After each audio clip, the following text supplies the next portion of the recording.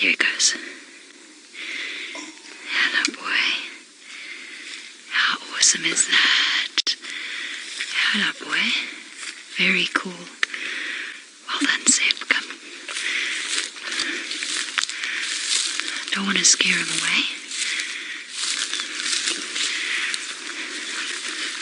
Okay, all we're going to do is go back onto the road and call James. Chantel, call James and tell him to come to Weaver's Nest.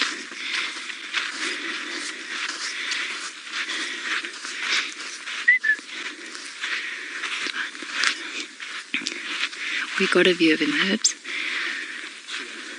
He's somewhere here. Yeah. I think he's got a little bit of a fright though, so we're just gonna go a little bit around. Cool. So we had the lion on foot. We're gonna get a James in. Brent is back up and running. What an exciting sunset safari it's been. And he's lying down.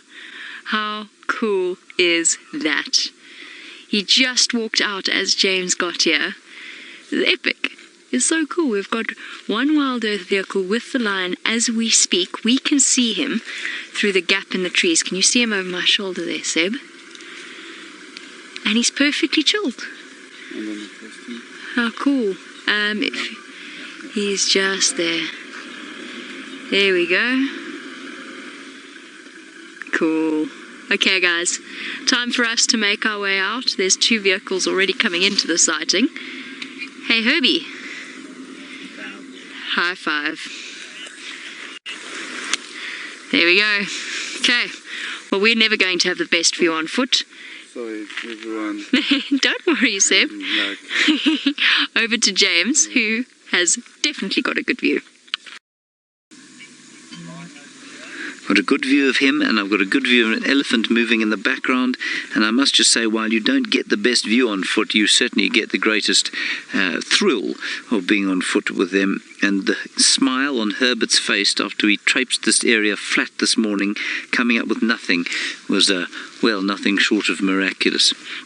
How wonderful that the day has turned out like this. And after all our efforts, I'm very glad the Wild Earth crew managed to find him, specifically Herbie, of course, but the grin on Jamie's face was about the same size as that of the one on Herbert's. Isn't he wonderful? What a stroke of luck we've had. And there is an elephant just grazing in the background. I can't see it at the moment.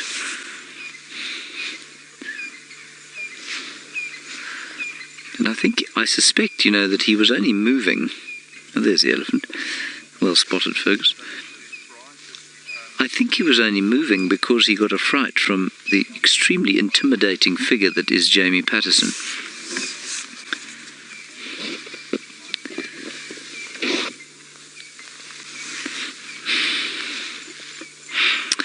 Now, Jenny, you are perhaps a new viewer, and you say, is this lion part of a pride?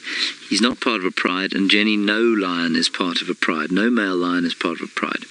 They are extra to the pride. So the pride structure is the females and the youngsters, and the males either are on their own, and will normally, when they're about his age, he's almost 6 now, probably is 6 already, they will dominate a pride or 2, but he is part of a coalition of 4 males called the Birmingham Boys, and the Birmingham Boys are a group of 4 males that dominate the Styx Pride, which is the one pride that we see, the Nkuhuma Pride, the other pride, and perhaps even the Torchwood Pride, which goes off to the east of where we are. We don't see them very often. They go into Kruger. So they spend actually very little time in the pride. Well, David, I'm not sure I agree with you. You say he's got a very clean face for a wild lion. I think he's got quite a few scratches that bear testament to the many fights he's had. Now, the 4 males are named as follows: Ntsuku, Tinyo, Nhenha, and Mfumo. And I'm embarrassed to tell you that it's been so long since I've seen them that I'm not sure who this is. I can tell you it's not Tinyo, the tooth, because both his lips are perfectly intact.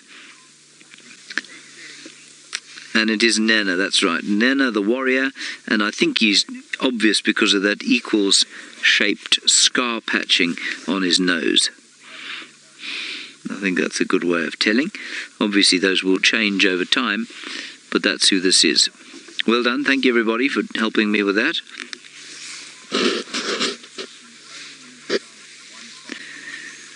It's marvellous. And so he will be extra to his coalition from time to time. He'll spend time on his own. He'll go from pride to pride. He'll join up with his brothers every so often. They were together about probably 4 or 5 days ago on Biffle's Hook, which is the property to the north of us, all 4 of them together. That's unusual these days. Now there's an elephant. That elephant is watching him. Elephant knows that he's there. An elephant is intolerant of lions. And the lion knows that he can get away from the elephant if he has to. But an elephant is the ultimate authority out here. And they do not put up with the gangsterism exhibited by, well, what I like to consider the Al Capone of the bush as opposed to the king of the jungle. Oh yes, the quintessential yawn. He's very wary of that elephant. The elephant is close now. I'm not sure the elephant is actually aware of him. It's a young bull. And he's unlikely to be completely alone at that age. I suspect there will be a few more around here. But I think his relaxed, kind of back-turned nature indicates that he's perhaps not convinced, or certainly not completely aware of the lion that he has here.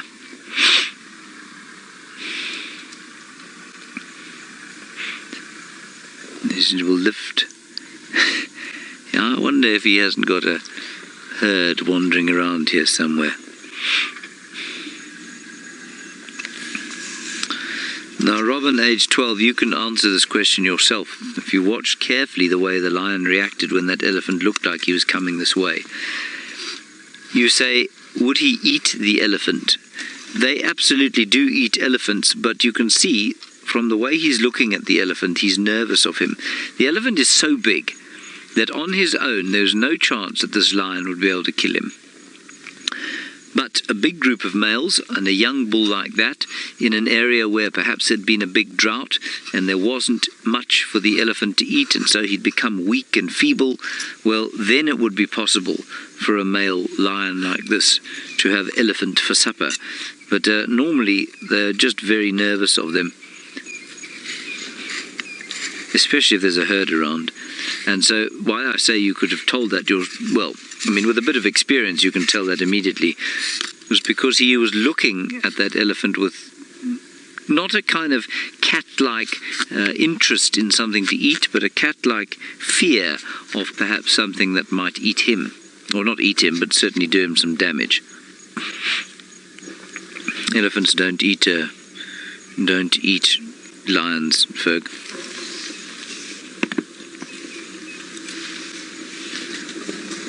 Sid, you've been watching some lions, of course, I think with Brent today. Did we see lions with Brent? He saw just about everything else. You say is there a difference between the East African and Southern African virgins? There used to be a thought that they should be separated into separate subspecies. They are definitely the same species. And morphologically, in other words, you know, how they look, there's very little difference at all.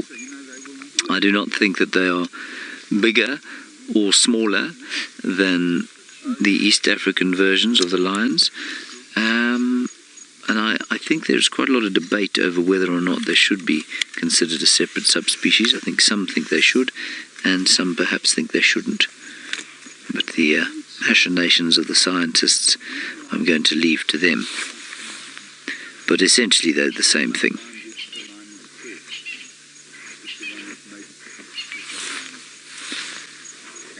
Isn't he wonderful? And I'm telling you now, the only reason we've had this great view of him is because Jamie and Herbert woke him up, thankfully. Otherwise would be staring at what is termed a flat cat, which is no one's favourite activity in the world. Least of all a cameraman. Cameraman is not a fan of a flat cat, are you?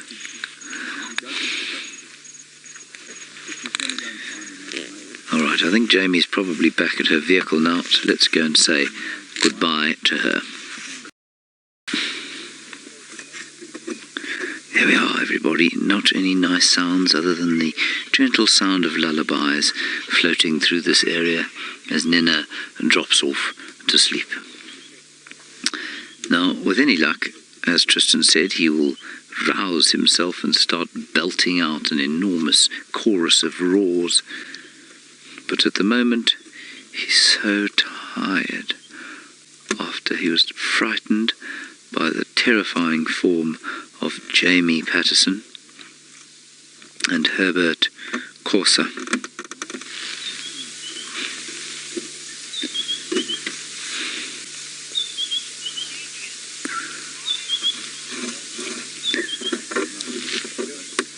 Hello, Adrian. Good question. I mean, this is a question that we don't often get asked because I don't know why.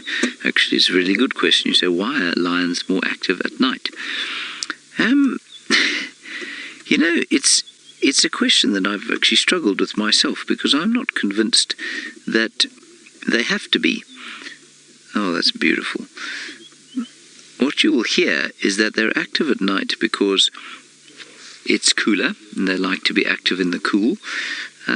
But that's not necessarily true because there are lots of animals that operate in the daytime. I think that you'll find that the major reason that they have evolved to be active at night is that they are the dominant predator at night. And it would not surprise me at all to find that their nocturnal activity has developed in parallel with human evolution in the areas in which they were. Humans, of course, are the dominant predators in the daytime, and lions, of course, the dominant predators at night. Now, it's definitely easier for them to hunt at night because they are big, they are designed, or you can see they're coloured to hunt at night. They're able to hunt at night through the tawny grass.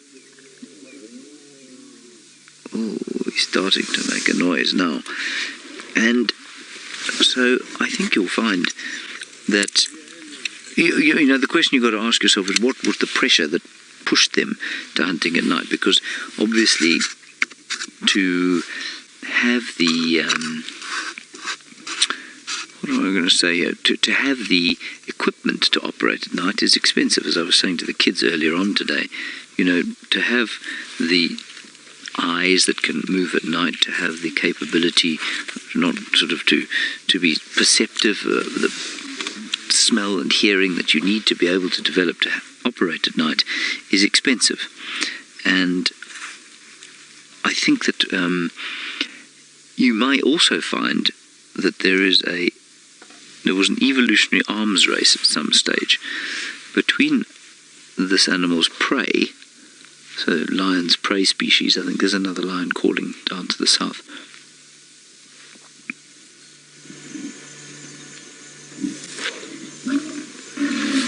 Here we go.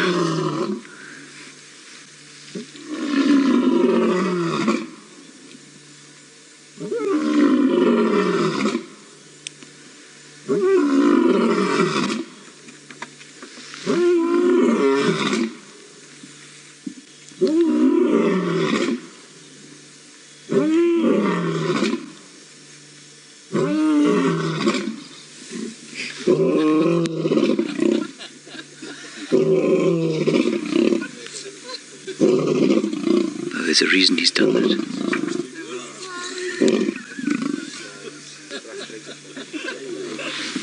Now you can hear a whole lot of laughter because he's laying down like that. But there's a reason for that, and it seems that the sound that they make travels better lower to the ground. I know that I don't know anything about the physics of how that's possible, but you'll often find them calling on their sides like that. They lie on their sides and call. Wasn't that wonderful? absolutely spectacular to hear a lion in full cry. That's exactly why we come and we sit and be patient with these flat cats during the course of the night. It's just brilliant. That was fantastic. Hey?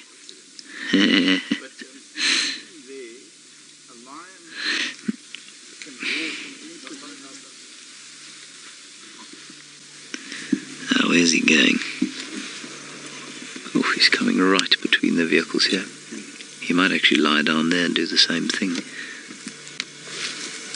He's got himself slightly sandwiched now, you see.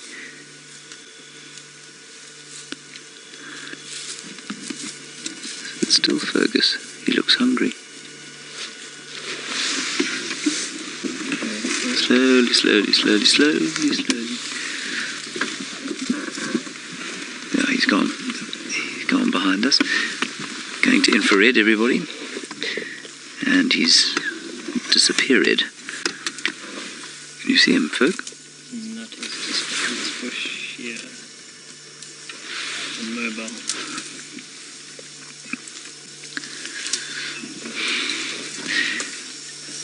Hello, Kirk. You say, is that roaring, growling, sawing, calling, etc.? That noise is called a roar. It's not called a saw. That is what the leopards do. It's not called a... what else did we have? It is a call. To say calling, it's definitely not growling. Growling is what they make when they're upset and aggressive. Sorry, I've actually just got to wait for these other two vehicles to move out the way. We won't be able to go without them. Fine, biting, boy. And so, I've got a lovely greenish hue to me. I'm not feeling nauseous, I promise. I was going to say something of vital importance. Yes, so calling encompasses all of that. It encompasses sawing, it encompasses growling, it encompasses roaring, it encompasses any noise that an animal will make. The noise, the call that a lion makes is called a roar. Okay, let's turn back here.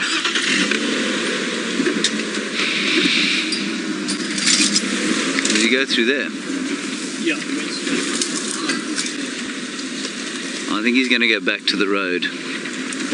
Alright, we're going to do our best to find them again. Tristan has now managed to find some very large elephant. Hello everybody, we're just here with him. He's going south back towards where he heard that other lion calling from, and I'm afraid we're not going to have him for long. There are cars all over the place.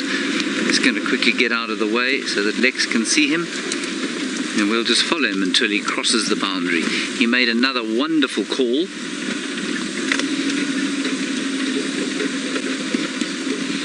And he's going into Little Gowrie eventually. Hello, Sean. You're saying do lions chuff like leopards? That's an interesting question from you. You've obviously seen that leopards go choo, choo, choo, choo, choo. I have heard people say that they do. I have never seen a lion chuffing, but I have heard people say that lions do chuff. I'm not sure myself.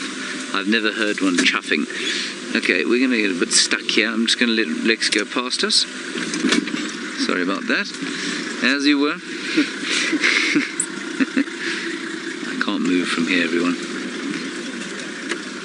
We are stuck in a bush. Yeah. Well, no, we're going to damage the car. Let's carry on.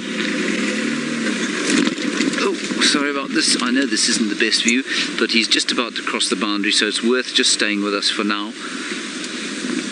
Here he is. He's chosen a road that is obviously very full of bushes on either side.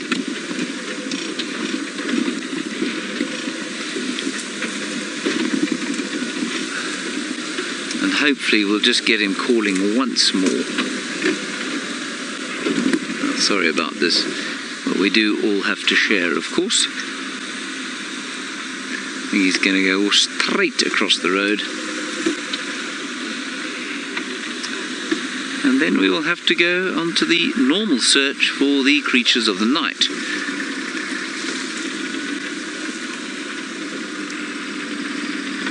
Ian Hamza, you're wondering if we use night vision. Well, we're using infrared, which isn't quite night vision, but what it is I'm just going to pull off the road here, and I'm going to switch off, and we're going to get a last view of him. The night vision that we have, Ian, is just it's infrared, so it's not strictly speaking night vision, but we're putting a beam of infrared light onto him now, and that beam of infrared light is reflecting back, and without it, I mean, he's got a spotlight on him now from one of the other vehicles, but we can see almost completely in the dark with infrared, yes, so I suppose it is a night vision of sorts. Can you hear the bats?